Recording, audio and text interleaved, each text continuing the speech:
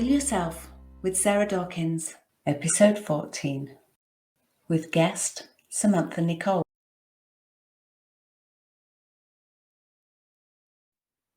Samantha grew up in Nottingham most of her childhood and worked a lot within the community. She'd always had great work ethics and an entrepreneurial spirit, but during her teenage years, she struggled a lot with depression. After trying out a lot of free services that were out there, not getting much luck, Samantha referred herself to a mental health support group where she learned about alternative therapies. After doing some research, she realised that there are other ways in which we can heal ourselves. And after working on herself using methods such as CBT, hypnosis, and mindfulness, especially around food, she decided she should share her results and story with others to help them on their journey. So, Samantha, welcome to Heal Yourself. Hello, Sarah. Thank you for having me. Oh, you are more than welcome. And you. It's been a long time, hasn't it? It's been about a year, hasn't it? Or a bit more? Oh, I think it's a lot longer. So, would you like to tell everybody what you've healed and how you've healed it? So one of the things I managed to heal was my mental health was a bit not on the good side, and I was struggling to focus and stay positive and things like that. And then I also had physical health problems as well. And then once I realised that healing my mental health will also help towards my physical health, and what I ate and things like that. By doing that, it would help me be able to heal myself and be able to do things again. At one point, I weren't able to drink just a cup of water without being in agony, because I had hernias and things like this, and I didn't have the knowledge at the time how to heal it. So that's when I did the research and joined the support groups, and then learn about. They taught you about mindfulness and your thought patterns and things like that, but it was just all basic stuff, so it didn't really help me, but it planted the seed to look a bit deeper into what they was talking about. So I did a training course in CBT, and obviously that deep dives a bit more into it and how the mind works and how we can change the way we think and feel and heal ourselves in even physical form. Fabulous. Can you elaborate on what CBT is and how it works? Yeah, so CBT is cognitive behavioral therapy. So it focuses on, say there's a situation, or let's just use a scenario like a situation where there's been some trauma, and because you think about how the situation is happening is not how you want it to happen, and then you start to feel a negative way, and then sometimes people, instead of responding to a situation and sometimes just observing it and sitting with it and seeing why this situation's come up in the first place, most people would react. Whereas before I learned about CBT, I would I was a person that used to bottle up all of my emotions. So like things would happen, but it wouldn't really bother me too much. But then triggers, for example, something will happen again, and then it will remind me of that time. And when I was going through depression and things like that, I was not aware of these kind of things, like how your emotions work and what order it goes in, like from a scenario to something that's happening on the outside, and how your thought of that situation affects your response or your reaction to the thing. So once I sat down and did the course, and I practiced it, and I was more aware as well. I learned to be more aware of my emotions, other people's emotions, and what's going off around in the environment. Whereas before I wasn't, because we live in a fast-paced world, don't we? So we're all just like waking up, getting up, going work, coming home, going bed, or whatever routine people have going. They never really got the time to sit still and think and feel. And so that's what I learned by taking them courses. And actually, the support group as well was very helpful, because sometimes when you're going through things, you think, you think that you're the only one that's going through it, or you might be the only one, or someone else's version of what you're going through was a lot milder or whatever, and then you don't I lost my train of thought now. You don't really you get in that tunnel vision, and you think you're the only one that is in that situation, that nobody understands, because you're stuck in that rut. And the support did the support and then group whereas really if you help? go to a support group, and there's people there, strangers that you've never met in your life, and it was a bit strange for me because I've never been to a place like that before. The closest to it would be like a youth centre, and we've got them sat around in a circle talking to us. So it was just like, because I grew up from like 14, I was always being that listening ear for everybody else. I weren't quite aware what they was kind of using me for at that time, and then because of all of their what's going off in other people's lives and then my life, and then I'm going to this support group and people are telling their stories. It's not like anyone's was worse or anyone. It just made you realize everyone's going through something, and even though these people didn't know you, by the end of, I think it was about a week long at a local community centre or something like that, and the same people came for that week.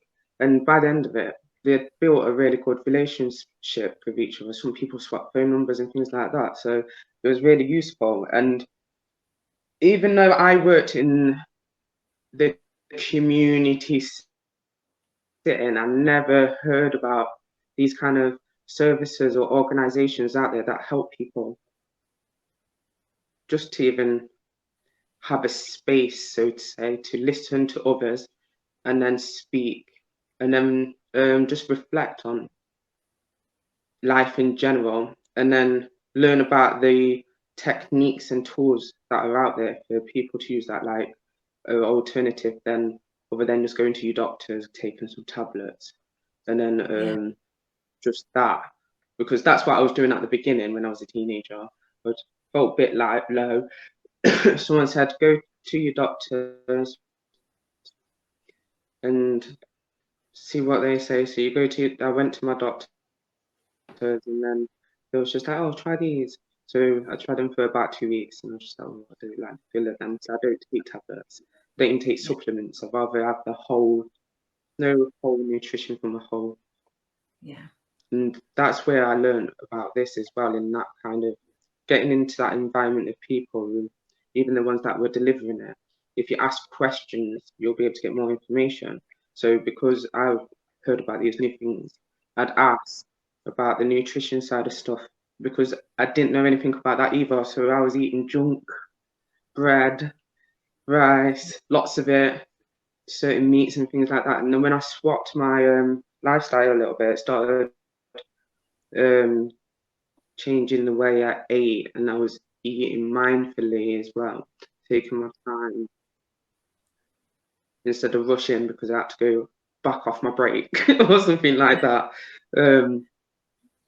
Things change massively, and it's good, like with people like yourself doing podcasts like this, because it brings awareness to other people as well. And that's why I liked your idea and concept of your book, Heal Yourself. And you've got all the other little stories in it. Yeah, and I think it helps, because I've been through depression as well, But to know that there are other people suffering and going through similar or the same or slightly different, but nonetheless, these people are all suffering at home, thinking they're all on their own. And I think coming together in a support group is a fabulous idea because it makes you see you're not alone. And it also takes you Yeah. out of your house. I know the only reason I left my house when I had depression was to take the dogs for a walk. And if I didn't have dogs, I wouldn't have gone outside because I saw no reason to go outside. You know, I was in this deep, dark abyss of nothingness. Yeah, And it definitely makes. there's a lot of people in that situation, isn't there? Just in that deep, dark nothingness. Yeah, for sure. And then if, like you said, when you're in that state of mind, you kind of isolate yourself. So not going outside, that makes it worse on itself. So, and most people don't know that. They just think, oh, because I'm inside, I'm safe and comfortable. I can't get no more depressed, surely, if I'm stuck in here. And then they get more depressed, not realizing it's because you can go outside for 10 minutes at least to get the vitamin D and the fresh air and the nature. Yeah, and it's the sunshine and the fresh air is helps to build us up, helps to make us stronger, but it also helps to lift our spirits, isn't it? Doesn't it? And it Yeah, was definitely. when I was out walking the dogs that looking back, I realized I was starting to become mindful as I'd started to come from inside me out. You know, I'd stopped at one point. I just remember one day being out with the dogs and suddenly going, oh, there's buds on the trees and there's flowers on the floor. Whereas normally I'm just like head down, stomp, stomp, stomp with the dogs and just deep, dark, black nothingness around me. I just wasn't aware of anything. So, you know, the mindfulness, once you get outside in itself is nourishing and it has so many health giving properties, but the learning to be mindful as well in that time. Being mindful, you can be mindful anywhere in a supermarket queue as well as being out with the dogs. And mindfulness around eating. Do you want to explain how you did that? Yeah, with the mindfulness, with the eating side, um, before all I used to do is I'd cook a decent dinner, a really nice dinner, but I'd be chucking it in the pan, rushing, just like rushing off to do something else. While that's just cooking away for a little bit, rush back, cook some more, and then just don't even bother tasting it or adding any, just rushing around, and then putting it on your plate, not even like presenting it nicely. And then I was going to the dinner table, eating it as fast as I could, not like a right pig, but just eating it quite quick, just so I could finish, get the pots done, tidy up, and then back to running around again. So then when I, because I was a fast-paced person and I kind of still get like that. I like to do things and get it done and then move on to my next task and go through tasks quite quick. So once I slowed myself down and I was being mindful of like how much of ingredients I was putting in, because I never measure anything either before. I would just chuck it all in, no measuring, even to make a cake. Just chuck it in, and it used to come out really nice. And I was like, oh, great, thank you. But when I found when you take your time a lot more and you are more mindful of like what ingredients are going in there, how that the ingredients came from. So even if like you're going shopping, you're being mindful of where it's coming from, like whether it's frozen from Iceland or organic from a farm. But when you're buying it, you're being mindful all the way through the process, down to the amount of herbs you're putting into it, and then as you're eating it, you're tasting it and the texture and the color, and you're just being really mindful of the whole thing. You're being aware of every single process of eating it and then thinking about your food digesting. It got a bit extreme at that point, so I stopped thinking about that point. But it really helped. I noticed as well when I was eating like that, I wasn't gaining as much weight because I weren't rushing it. Whereas because I was taking my time, I was getting fuller quicker and things like that. And I didn't know about these things before I studied the nutrition and the mind work and things like that. So yeah, it was definitely beneficial for myself, and I definitely recommend it. I've recommended it to a couple of my clients before, and they've said that they've noticed they've eaten less junk as well, and they're drinking more and they're being more mindful of what they're consuming. Yeah, and the food tastes so much better as well, doesn't it, when you eat it mindfully? Yeah, you're more grateful after the Yeah, process as well. yeah, and you know what you're eating, and you remember what you've eaten, and Mm, even the clearing as well. If you're washing up or loading a dishwasher, you can continue that mindfulness into that task, yeah, and it's definitely. and being mindful takes us out of our autopilot, doesn't it? So that because we're running 95% of our lives on our subconscious, on our autopilot, we're just doing it because that's what we always do. Whereas when we become conscious, become mindful, we are focused on what we're doing, and using all of our senses as well. So it slows time down as well, as we enjoy every second of whatever it is that we're doing. Yeah, I've definitely noticed that.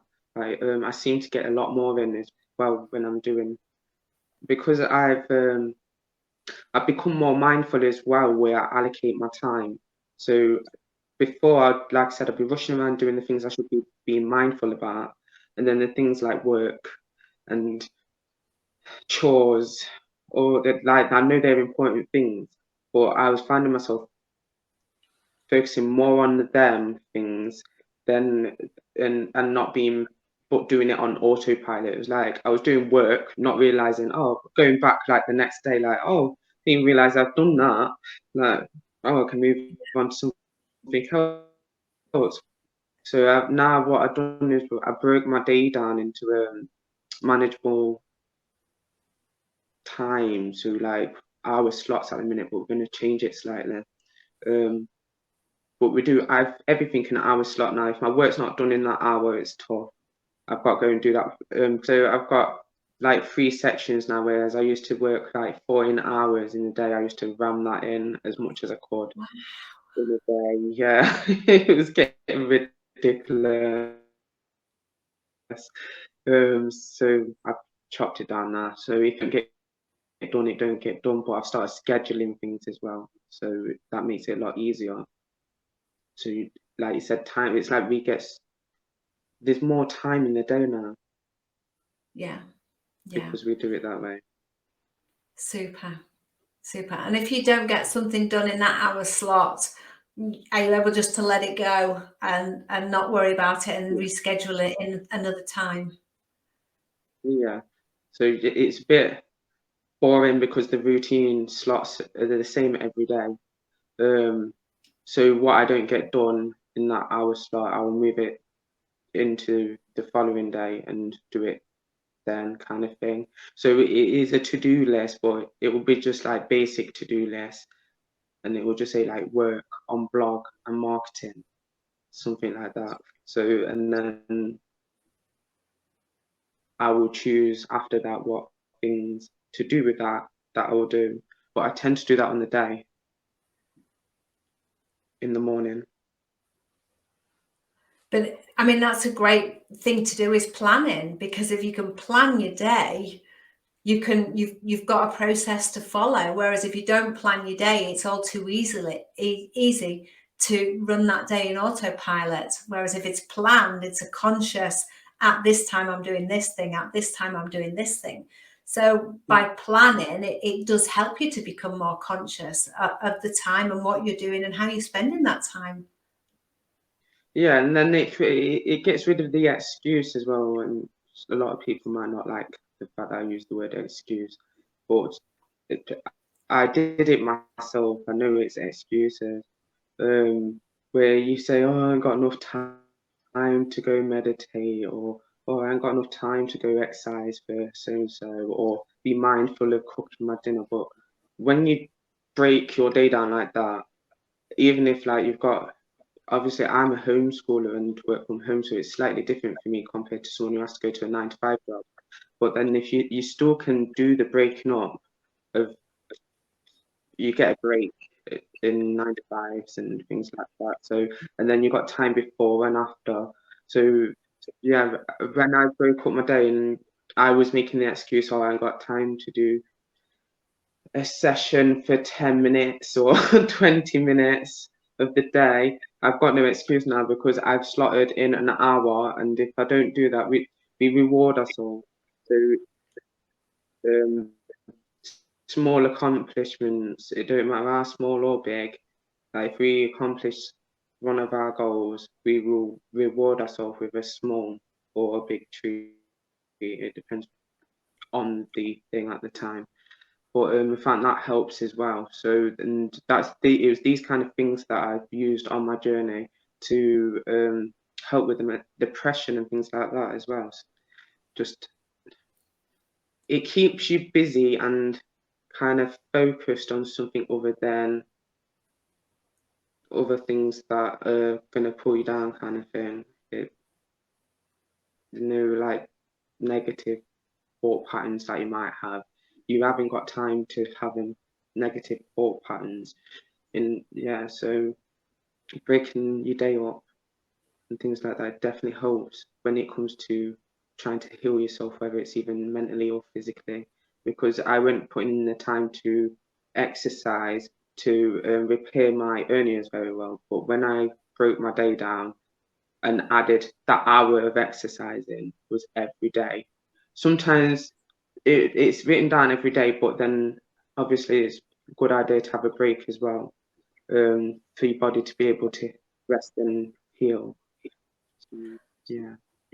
Absolutely. And resting is a good part of self-care as well, isn't it? You know, we need to take care of our bodies and listen to our bodies. And if our body is saying we need to rest, then we need to rest. And if it needs to sleep, then we need to sleep. But we do, I think we do need to schedule in. Definitely. We do Like need to schedule self-care. yeah, definitely. So how do you schedule in self-care for yourself? What kind of routines or things do you do, and what kind of time spans do you use? For myself, I tend to, like every day, we have got an hour where we just take the time to do something that we love to do that we don't normally get to do in the day because we're busy with working or learning or something. So, for example, because I'm a unit and there's my daughter, I will use the example of reading with her. She enjoys me reading to her, so and I enjoy reading to her. So that to me it counts as my self-care part because if I didn't put that in, then we're not getting the cheer in our little unit together time and bonding and things like that. So, but then we've got a massage chair as well, so we use that not often, but we try and use it at least once a month.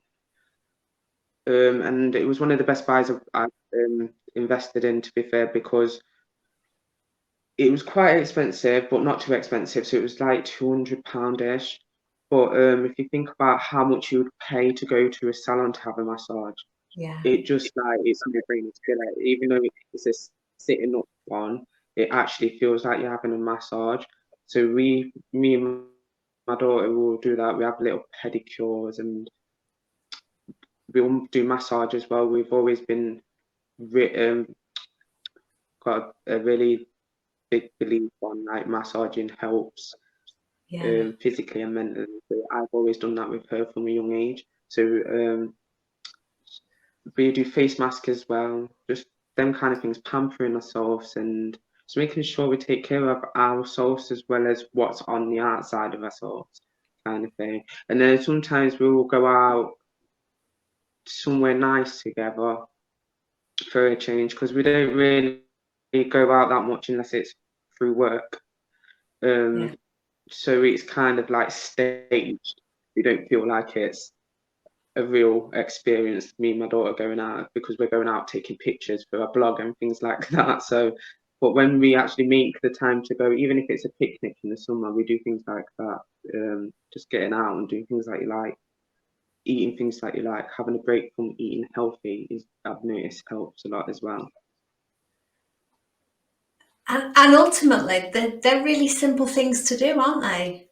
You know, massage each other, or put a face mask on, or go to the beach with a picnic. It all nourishes the soul. Yeah, definitely. And that's what I've noticed quite a lot of my clients, that's why they're in the situation they are, because they don't really do anything for themselves. It's Yeah, more like they do things for what society wants them to do, and certain, like, it's like they're not living the way they want to live, and that's why they struggle with things like anxiety and things like that. But then that's where I suggest things like this. They try it out and they say it helps them a little, and then some people stop doing it. But then I've had some positive feedback just from just them few things that I just mentioned. They're small things like you said, and it is excuses for some people because it's a comfort zone thing, a yeah, mindset thing, belief, like, as well. When you see, like, when I had depression, I thought that was it. You got depression. There's no really getting rid of it, because they were just giving me tablets and that was it. So I was just like, oh, okay, is that the end of that then? And then yeah, yeah. But it is really the little things, isn't it? It's the little things that really are the big things. It's not about the big things, because there's not that many really big things that happen in our life. It's all those little things, all those little moments when we become mindful, and know that they're the times, like the times you spend reading with your daughter. You both enjoy that. You both enjoy the massage.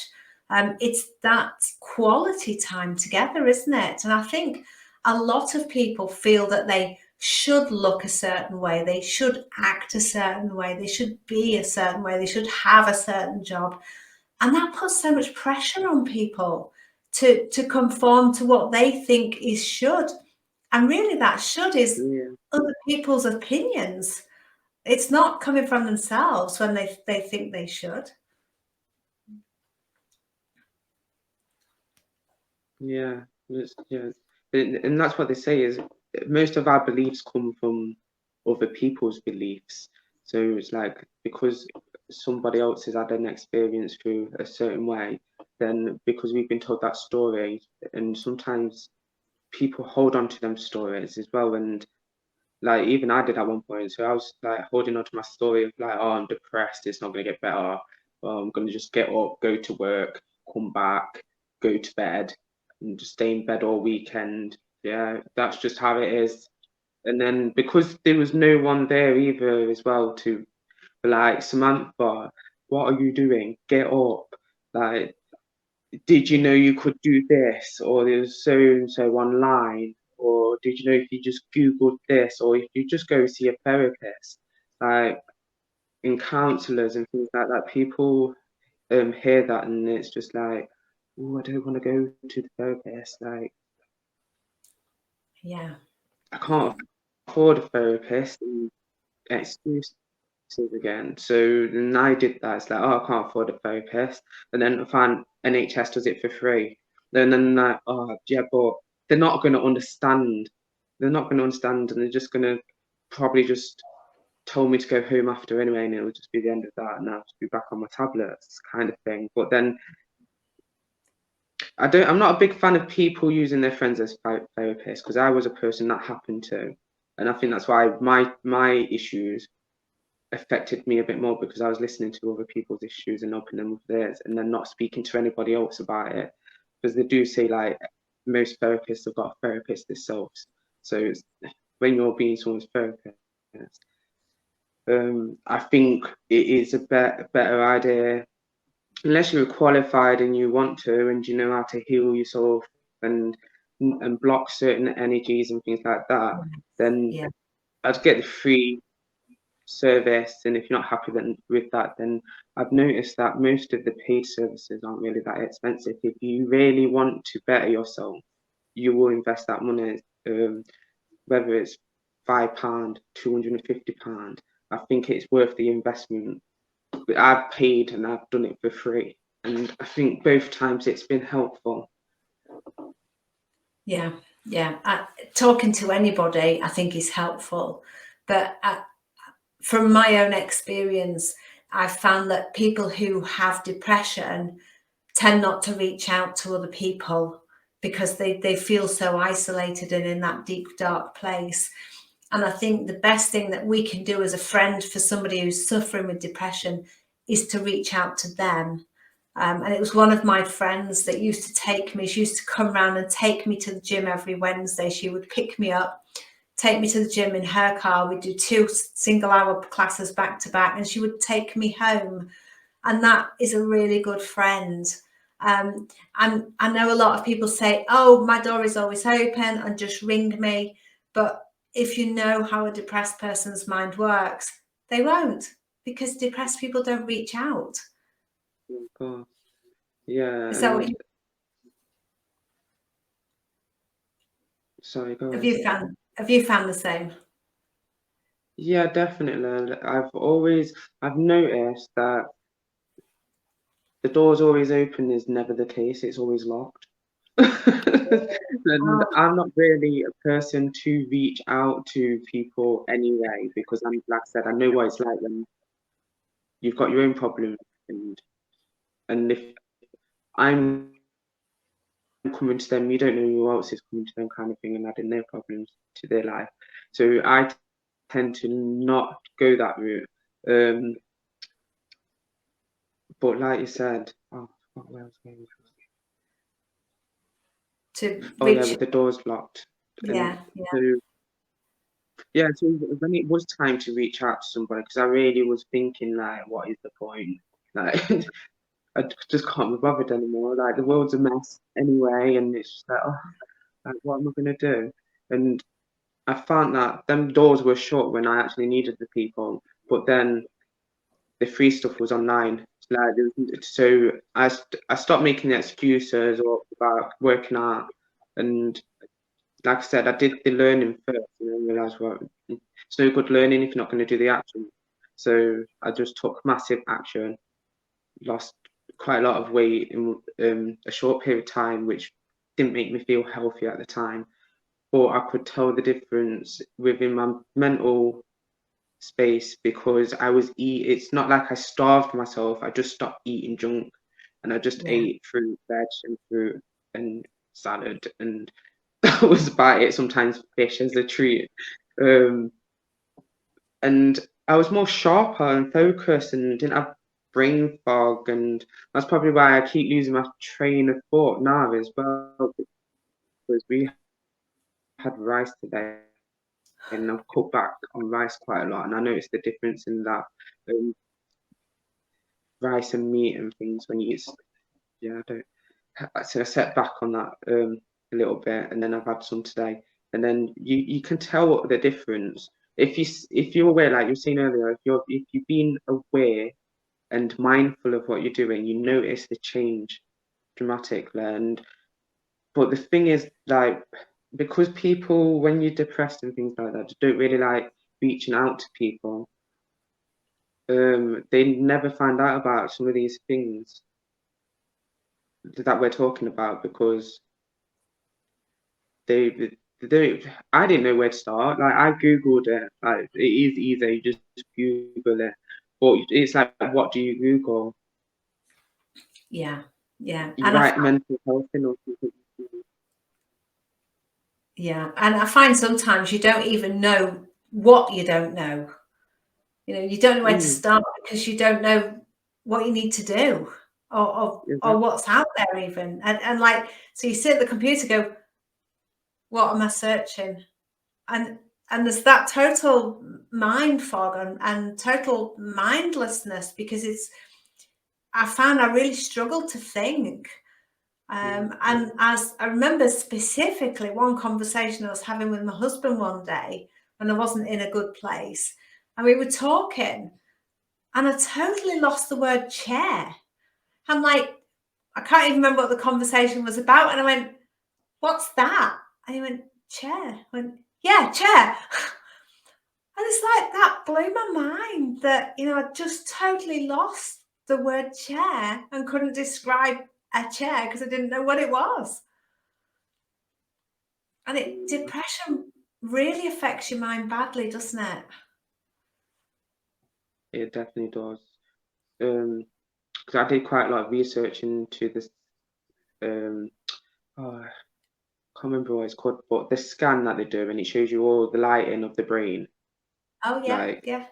yeah, I can't remember what the actual name was for it now. Was it But it was an MRI scan or a CT scan? I can't remember which one it is.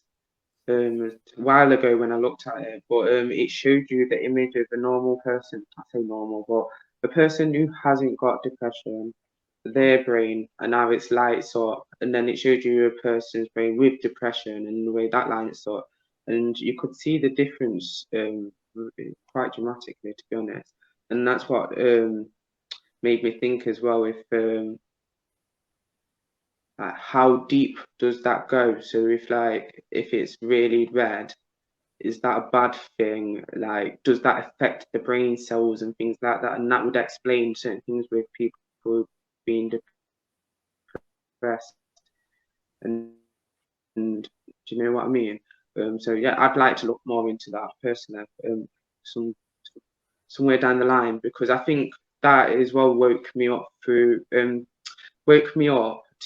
like what depression can do to your body, like, and how it shows up in your body. Because I didn't know, like, if you're super depressed, you can get diseases and stuff like that either, until I did the research and started speaking to people like yourself, and was reading the book and hearing people's stories, and I was like, wow, it's like really complex, but it's quite a lot to take in as well. So I can see why people make excuses, but you don't need to take it all in one go. Really, you can do it. They say healing takes time and it's an ongoing process. So Yeah.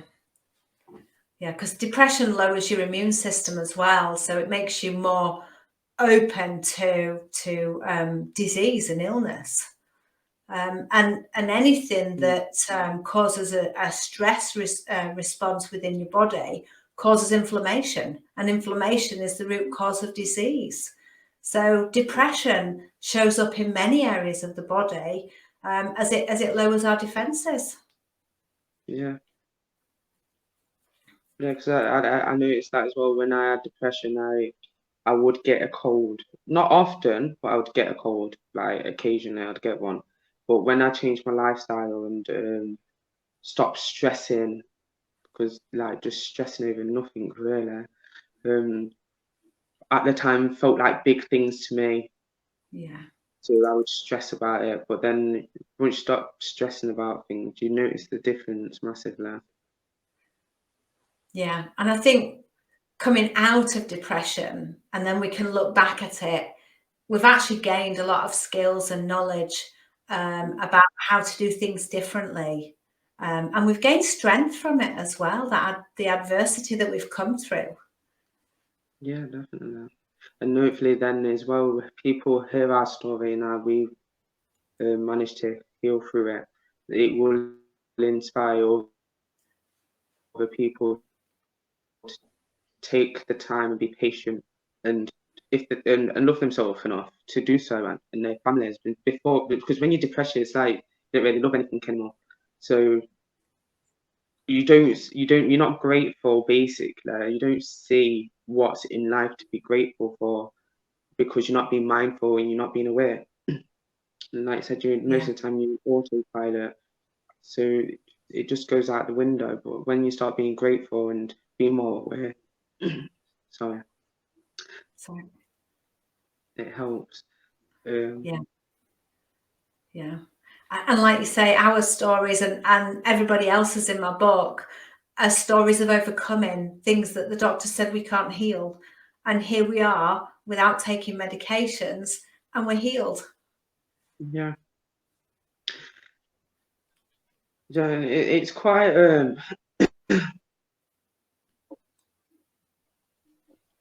how it's like it's a real eye opener, because growing up I never heard anyone having depression and things like that. So I never thought I'd see myself having conversations with you about these topics, having been people that have been through a journey in life that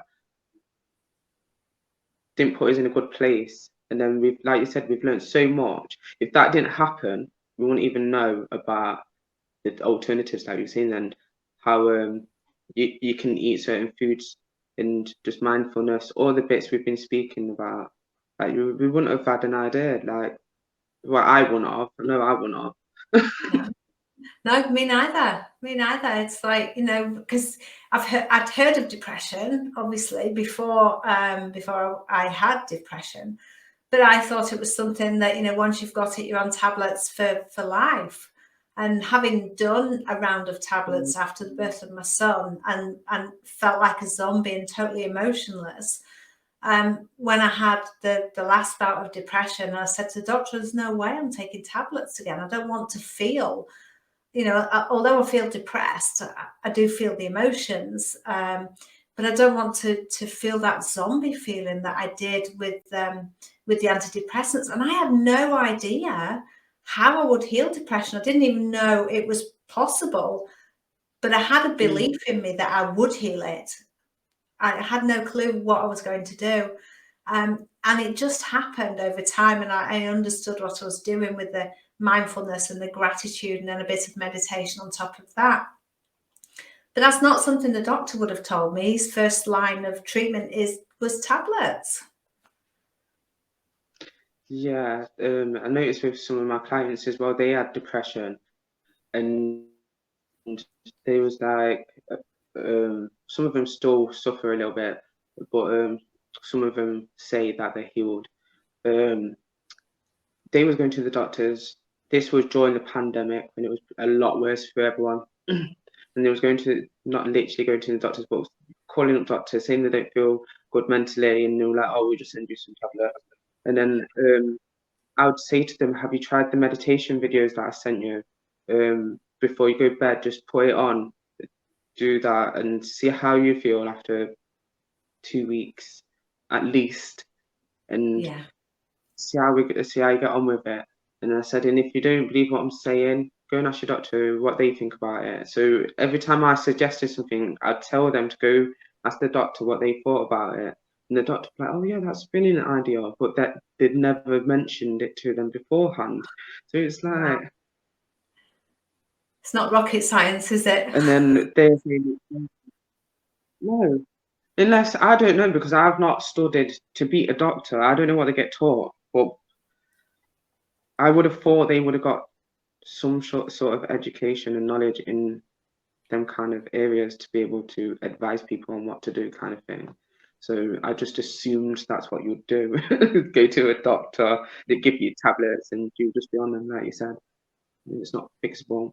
But it definitely is. I can honestly say I've not really, everyone has bad days as well, so people got to bear that in mind. Like, you do, Yeah. everyone's human, you'll have bad days, so you can have a bad day. It's how long you, not even a bad day. I say, don't have a bad day, have a bad 10 minutes or something. Like, don't let it rippling effect into the rest of your day. Yeah. Yeah. And I say something similar. You can have a bad day, just don't live there. Yeah, Accept it for what it is, feel it for what it is, acknowledge that it's there, because it's there showing you something, but then move on from it. Make a choice to move on from it. Do whatever you need to yeah, do, but then move forwards. yeah, let it go, because it's either there for you to learn something. Yeah, you're either going to learn from it. You can, yeah, most of the time it's to help you grow through it. And I noticed that when me and my daughter was homeless during the pandemic, and because I didn't flap about it. She weren't flapping about it either, which I was really happy about. Perhaps I was quite worried that it would affect her or something, but she took it on quite well. And we was actually meant to have been staying in hotels for 3 months, Wow. but we was there a week and ended up getting out this place that we're in now. So, but I think that was down to the fact that we weren't sat there flapping about money or worried. And depending on who's listening, they might not know what flapping is. But being worried about where your money's come from, and but that didn't enter our mind. We just carried on doing our homeschooling, carried on going out, having fun, going to the park, and a week later we got this apartment, and we didn't even know we was getting it, and that was Fabulous. 3 months. So it just shows if you stay in that, if you stay in the dark side, then the light won't be able to shine through, kind of thing. Yeah. But because we kind of stayed neutral, not like scared and not happy, and just, Yeah. and then What the will be, light will came. be. Mm, Yeah. yeah, In the what will be situation. yeah, Open-minded. yeah. Oh, fabulous. Fabulous. And I believe you've got your own company as well. Say again, sorry. Oh, sorry, you just cut out. I believe you've got your What own did you say? company as well. Do you want to tell us about that? Yeah, we've got a few to be fair, but just to name the most important ones, which is mainly based on what we're doing now. I still do quite a lot of research in human behavior and the psychology and stuff like that. But what I've been doing as well to help people lately is I've been uploading quite a lot to our blog section on our website, because we run a small little production company. But during the pandemic, we found it a bit hard to make films and things. So we focused on actually giving the information out about things that we're talking about now, but with business and entertainment as well. And we've been putting that on our blog. And April, we, I think it's around April-ish. I'm not going to say exactly when, but it's April-ish. We've got a centre that we're opening up as well. So we're hoping to be able to help the community in our local community and give them one-to-one support and group support, just in general, like with health, wealth, and happiness kind of thing. Oh, So yeah, Samantha, that sounds fabulous. And where can people find you? How can they reach you to find out more about what you're doing, your own journey? right. So I'm most active on my blog, if I'm honest, but social media wise, Instagram would be better to get in contact with me on, and that's sweet like 57. And then my website is www.sofrancis.co.uk.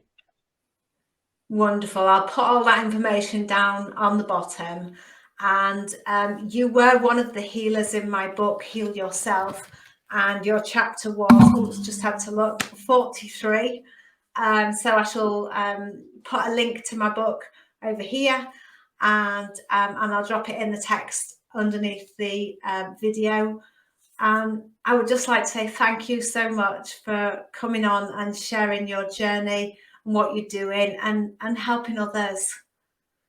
No, thank you as well for having me and all the work that you're doing. I appreciate anyone that is out there trying to help people to get out of that dark-sided mindset and see a bit more light in life. It's really appreciate what you're doing, Sarah. We're doing the same work, Samantha. You're doing the light work. We certainly are. We certainly are. All right. Thank you so much. And I'll catch you later.